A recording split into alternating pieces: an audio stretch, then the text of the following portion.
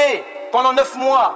Ta mère, elle a subi des peines sur peines, c'est dur, c'est difficile. Et Wallah subhanallah, celui qui médite, nous les hommes, si on médite sur la femme, qui est généralement d'une constitution physique inférieure à celle de l'homme, pourtant Allah subhanahu wa ta'ala lui a donné une patience, une force, une volonté incroyable. Moi quand je vois les femmes, mes sœurs, tabarakallah alaykum, qu'Allah il vous honore.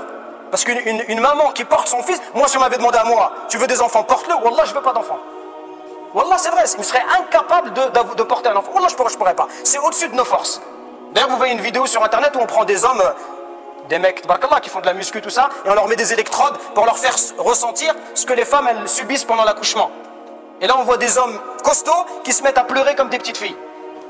Wallah, parce que c'est insoutenable. Allah lui-même il dit peine sur peine. Et dans le Coran, un autre verset,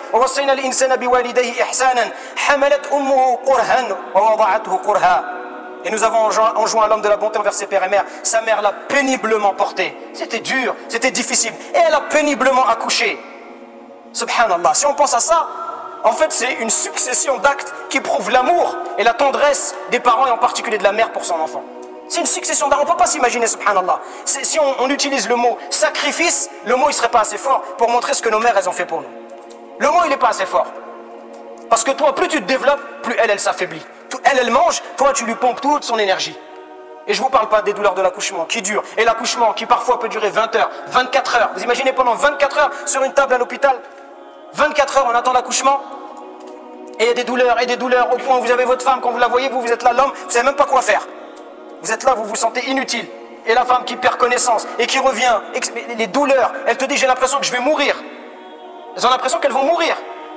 Et pourtant quand tu es né, nous si on avait un truc qui nous faisait mal, quand ce truc là il sort.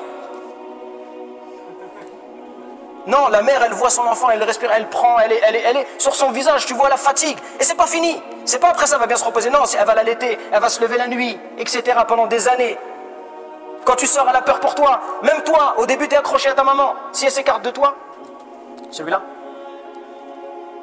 Si tu t'écartes d'elle, tu as peur. Dès qu'elle est là, tu vas dans ses bras. Elle, quand tu lui prends ta nourriture, c'est son sein. Ta maison, c'est son giron.